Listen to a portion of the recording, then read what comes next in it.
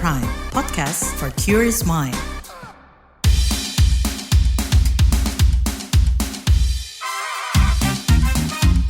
What's Trending KBR Pagi, siaran pagi radio paling update. KBR Pagi, siaran pagi radio paling update. Selamat pagi di hari ke-29 di tahun 2024 alias 29 Januari. Saya Naomi Liandra di What's Trending KBR Pagi. Memangnya seberapa besar sih peluang green jobs di Indonesia? Itu yang akan kita obrolin pagi ini. Apa yang jadi pertimbangan Anda dalam mencari pekerjaan? Gajinya kah, jenis pekerjaannya kah, dan apakah dampak lingkungannya juga jadi perhatian Anda? Kalau bicara soal pekerjaan yang bisa dikatakan pro lingkungan hidup, beberapa waktu lalu ada istilah green jobs. Ini sempat jadi trending topik karena disinggung dalam debat calon wakil presiden. Dilansir Organisasi Perburuhan Internasional ILO, green jobs ini bertujuan untuk mengurangi dampak lingkungan yang diakibatkan oleh perusahaan dan sektor ekonomi hingga bisa melestarikan lingkungan hidup. Prakarsa Green Jobs ini sendiri adalah kemitraan yang dibentuk tahun 2007 antara ILO, Program Lingkungan PBB, dan Konfederasi Serikat Pekerja Internasional. Sementara itu, organisasi pengusaha internasional juga bergabung dengan prakarsa ini di tahun 2008. Lalu apa aja sih ruang lingkup Green Jobs ini? Bidang-bidang pekerjaan yang berpotensi menjawab masalah perubahan iklim dan juga masalah-masalah lingkungan lain. Di antaranya itu ada pengolahan limbah dan daur ulang, kemudian pertanian dan produksi pangan yang berkelanjutan, kehutanan yang berkelanjutan atau bersertifikasi serta mencegah deforestasi, dan juga pelestarian biodiversitas dan ekosistem. Ada juga pengelolaan manufaktur dan rantai pasokan, suplai dan efisiensi energi, serta transportasi umum. ILO ini mencatat selama beberapa tahun terakhir, ada sebanyak 2,3 juta orang telah berhasil memperoleh pekerjaan baru di sektor energi terbarukan saja, dan potensi pertumbuhan pekerjaan di sektor ini juga masih sangat besar. Sementara pekerjaan di bidang energi alternatif juga bisa meningkat sampai 2,1 juta di bidang energi angin dan 6,3 juta di bidang energi matahari pada tahun 2030. Energi terbarukan juga mampu menciptakan lebih banyak lapangan pekerjaan daripada pekerjaan di bidang bahan bakar fosil. Dan nanti di tahun 2030 mendatang diharapkan minimal ada 20 juta lapangan pekerjaan baru yang tercipta di sektor energi terbarukan. Di bidang pertanian, 12 juta orang bisa dipekerjakan di bidang industri biomas, energi, serta industri-industri terkait lainnya. Sedangkan investasi di bidang efisiensi energi di gedung-gedung nantinya mampu menghasilkan 2 hingga 3,5 juta green jobs baru di Eropa dan Amerika Serikat. Dan potensi pekerjaan ini juga yang jauh lebih besar diperoleh di negara-negara berkembang. Kita akan bahas lebih lanjut soal ini setelah komen netizen plus 62 berikut.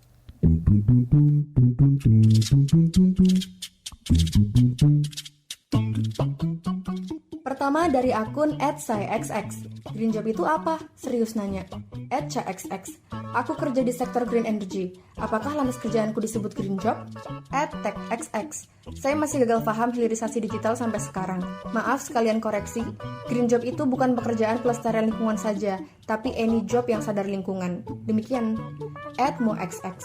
Teknologi baterai tidak pas buat bilang mendukung green energy sepenuhnya, karena laptop, smartphone, dan alat berbasis baterai selama ini pakai listrik dari PLTU.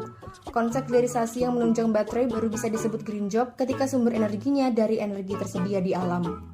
Dan yang terakhir dari akun @himxx. Semoga misi green job yang mengarah pada pemanfaatan limbah dapat dijadikan solusi penggerak dan peluang usaha baru yang perlu didorong oleh pemerintah sehingga buka peluang pekerjaan pada sektor baru.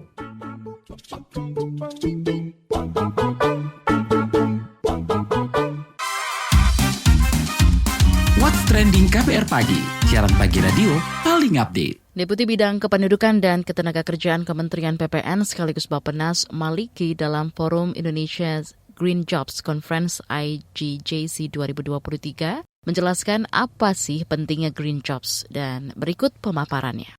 Peningkatan kapasitas SDM Indonesia sudah selayaknya harus diikuti dengan semangat keberlanjutan ya, di dalam menjaga lingkungan yang lestari. Ya. Dan dengan potensi green job yang begitu besar dan jumlah angkatan kerja yang cukup banyak di Indonesia, kebijakan dan regulasi green job sangat penting untuk mendukung transformasi ekonomi hijau dalam mewujudkan Indonesia Emas 2045. Dan transformasi ekonomi hijau ini dapat menjadi solusi bagi penciptaan kesempatan kerja dan permasalahan lingkungan.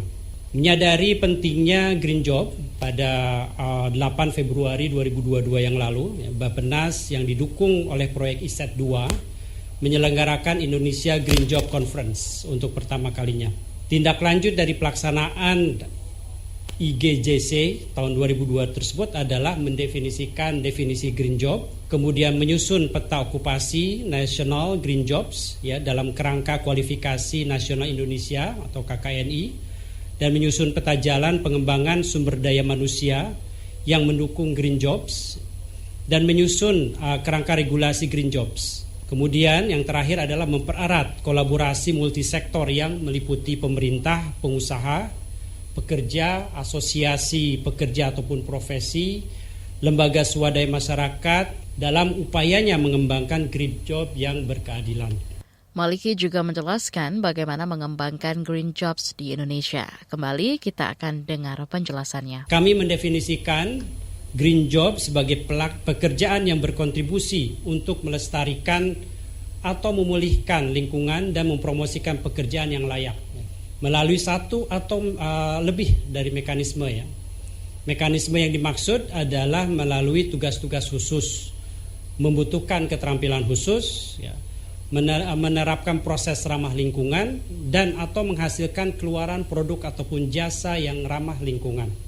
Selain itu, kami bersama dengan proyek ISET 2 ini dan didukung juga oleh Kementerian Ketenagakerjaan, Badan Nasional Sertifikasi Nasional BNSP dan Kadin Indonesia telah menerbitkan peta okupasi.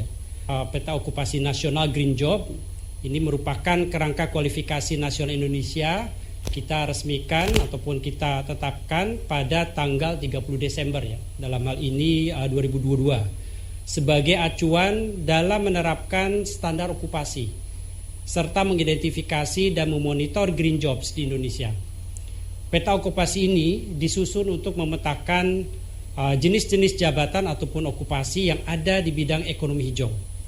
Dan peta okupasi ini difokuskan pada 5 area fungsi, yaitu pertanian, kemudian manufaktur, konstruksi, energi terbarukan, dan juga pariwisata. Dalam hal ini bidang jasa sebagai salah satu yang akan kita lakukan. Sementara dari aktivis lingkungan, pendiri Gerakan Indonesia Diet Kantong Plastik, Tiza Mafira, menyoroti tren gaya hidup ramah lingkungan dan juga Green Job.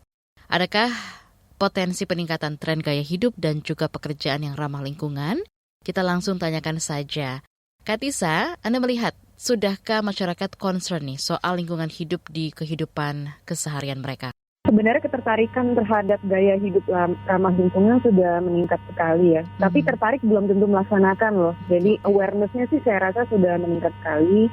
Kemudian ada keinginan untuk lebih ramah lingkungan juga sudah meningkat. Tapi bahwa itu sampai menjadi aksi, sampai menjadi benar-benar diterapkan dalam kehidupan sehari-hari, saya rasa tidak meningkat setinggi awareness-nya ya. Oke, saat ini kan ada istilah Green Job. Gimana mestinya calon pemimpin nanti bisa mengarahkan cara hidup dan pekerjaan masyarakat supaya lebih ramah lingkungan? Sebenarnya Green Job itu job apapun ya, job apapun yang punya misi untuk tidak merusak lingkungan. Jadi bisa saja ya misalnya misalnya akuntan gitu. Akuntan kan kerjaan biasa, tapi kalau dalam melakukan akuntansi itu dia melakukan carbon accounting ya, akuntansi karbon untuk menghitung suatu perusahaan itu sudah mengurangi emisi atau tidak. Itu adalah green job gitu. Jadi maksudnya bukan segmen tertentu, tetapi idealnya adalah semua job itu nantinya akan menjadi green job karena semua job itu sudah ramah lingkungan gitu sifatnya. Nah, apakah tadi pertanyaannya sekarang banyak nggak sih green job di Indonesia? Menurut saya sih sudah meningkat ya pemahaman bahwa dalam melakukan pekerjaan kita harus green. Itu sudah meningkat pemahaman itu. Tapi saya rasa tuh sistem pendidikan kita tuh belum memadai untuk mencetak keahlian-keahlian yang dibutuhkan untuk kita menangkap peluang green job. Karena kalau saya lihat di kampus-kampus gitu ya, atau di sekolahan itu belum diajarkan tuh kurikulum perubahan iklim, atau di kampus-kampus itu belum ada misalnya fakultas energi terbarukan gitu yang khusus soal energi terbarukan. Jadi saya tuh khawatir bahwa job demand untuk green job semakin meningkat, tetapi keahlian masyarakat Indonesia untuk menangkap peluang tersebut belum memadai. Oke, kalau dalam sektor pekerjaan apakah aspek lingkungan hidup juga sudah diperhitungkan nih Kak? Enggak semua. Maksudnya banyak, masih dalam masa transisi di mana sudah mulai ada ketertarikan, sudah mulai ada perusahaan-perusahaan yang mencari, ada nggak sih yang memahami waste management untuk kantor gitu misalnya ya. Jadi udah mulai dicari tuh jasa-jasa seperti itu, jasa-jasa untuk memberikan pemahaman kepada sebuah perusahaan bagaimana sih caranya mengurangi emisi di kantor gitu. Itu sudah mulai tuh ada demand seperti itu. Tapi kan di sisi lain sektor pekerjaan yang kotor juga masih banyak ya, misalnya sektor industri batubara misalnya, industri migas itu kan juga masih besar ya industrinya di Indonesia, industri plastik, industri petrokimia itu juga masih besar. Dan masih banyak yang bekerja di sektor-sektor seperti itu. Jadi saya rasa sekarang masih belum bisa dikatakan bahwa green job itu sudah berhasil mengungguli ya job yang kebalikannya green, kotor ya, job yang kotor. Oke, terima kasih. Itu tadi aktivis lingkungan, pendiri Gerakan Indonesia Diet Kantong Plastik, Tiza Mafira. What's Trending KBR Pagi, siaran pagi radio paling update. Persiapan untuk menyambut Festival Musim Semi atau Tahun Baru Imlek sudah mulai terlihat di Yangon, Myanmar. Festival Musim Semi yang jatuh pada 10 Februari sebagai awal tahun naga telah resmi terdaftar sebagai UN Floating Holiday atau hari libur yang jatuh pada tanggal yang berbeda setiap tahunnya dalam kalender konferensi dan pertemuan PBB mulai 2024. Di pecinan Yangon, dekorasi megah berwarna emas dan merah tampak menghiasi kawasan. Dalam budaya Tiongkok, warna merah melambangkan api, keberuntungan, dan kegembiraan, sedangkan warna emas melambangkan kekayaan dan kesejahteraan. Donald Trump wajib bayar denda kepada penulis Jean Carroll sejumlah 83,3 juta US dollar atau senilai 1,3 triliun rupiah. Mantan Presiden Amerika Serikat itu harus membayarkan dendanya lantaran dituding menghancurkan karir Carroll sebagai jurnalis yang dapat dipercaya dengan menyangkal dia memperkosanya. Carroll menyebut, keputusan ini sebagai kemenangan besar bagi setiap perempuan yang bangkit ketika terpuruk dan kekalahan besar bagi setiap penindas yang berusaha menjatuhkan perempuan. Trump pun berencana mengajukan banding. Justin Timberlake akan kembali menggelar tur dunia setelah Kamis 25 Januari kemarin comeback dengan lagu barunya bertajuk Selfish. Tur yang berjudul The Forgot Tomorrow World Tour ini akan dimulai pada 29 April mendatang di Vancouver, Kanada. Sementara, tiket akan dijual mulai 2 Februari.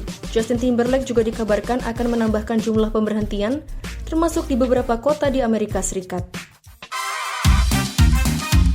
What's Trending KBR Pagi, siaran pagi radio paling update. Seberapa besar peluang green jobs di Indonesia di What's Trending KBR Pagi bersama Naomi Liandra.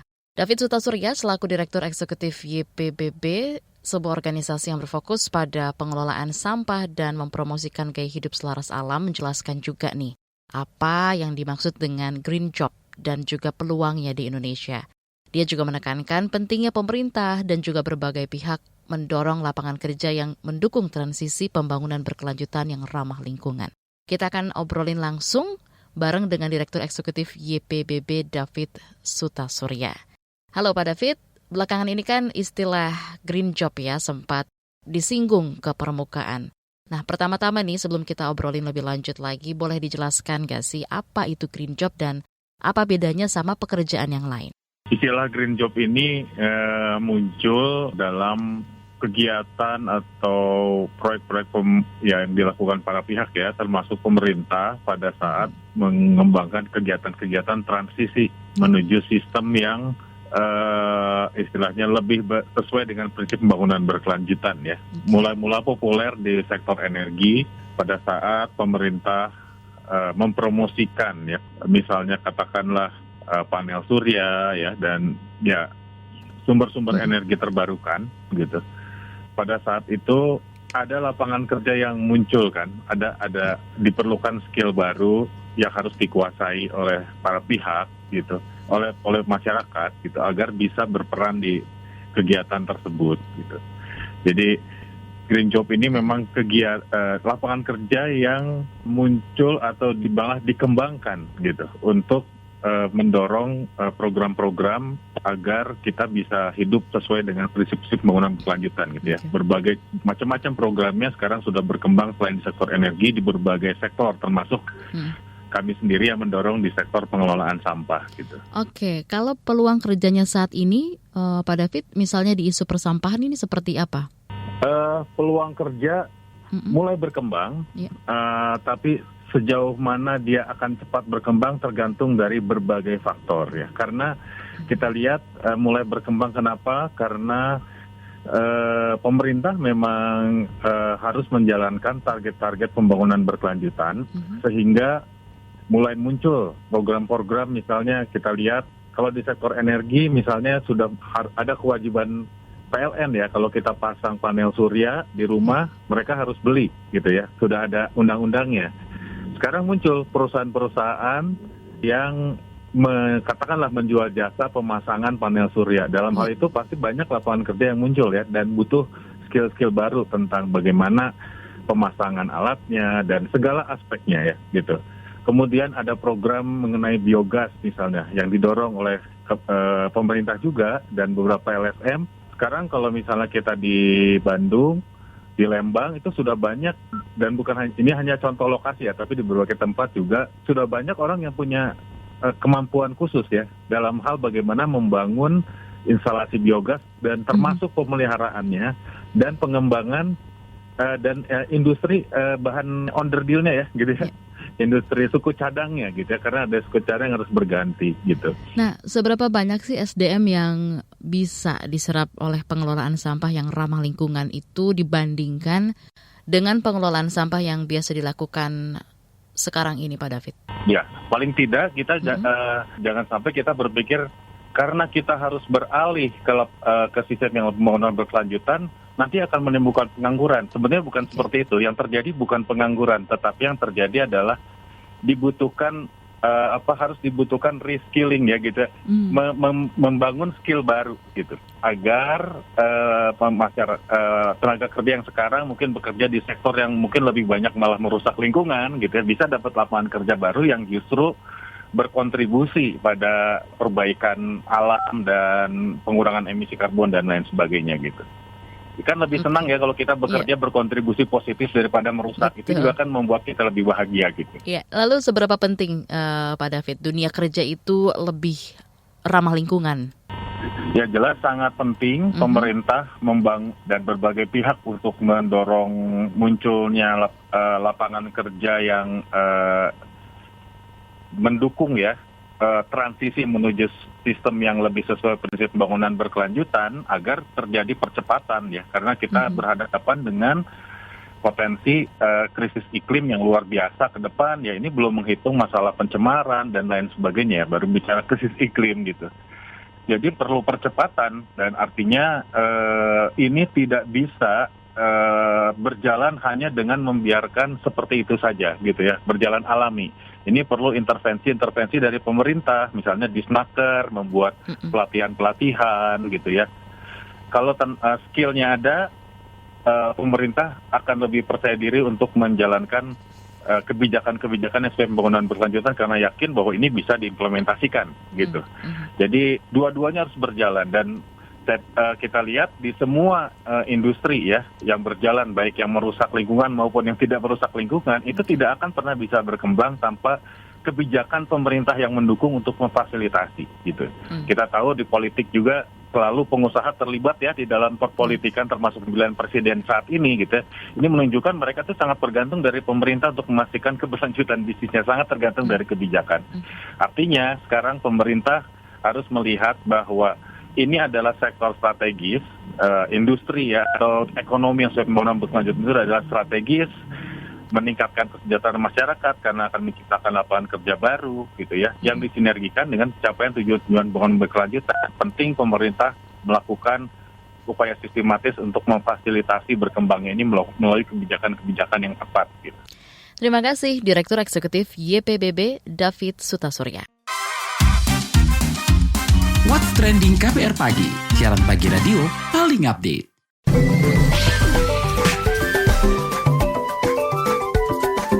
WhatsApp Indonesia. WhatsApp Indonesia dimulai dari Jakarta.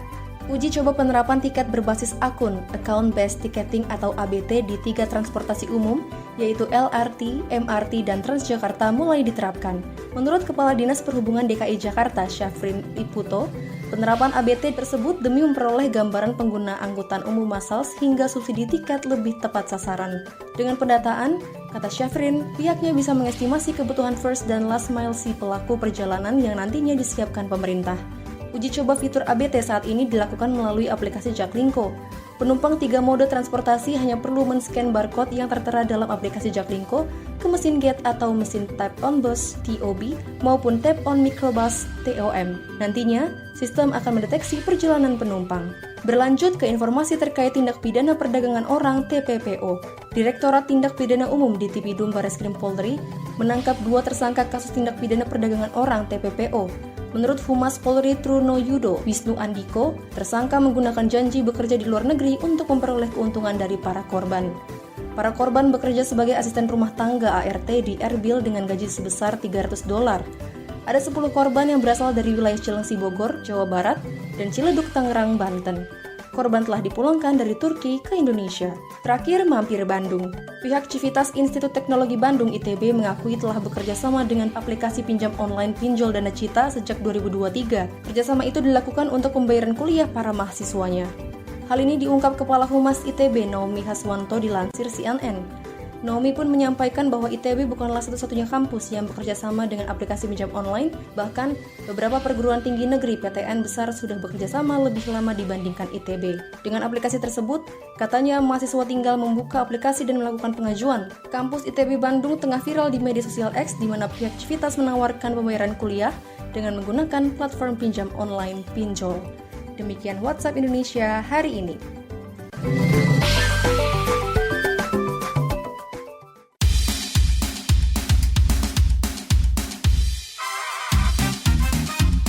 What's Trending KBR Pagi, siaran pagi radio paling update.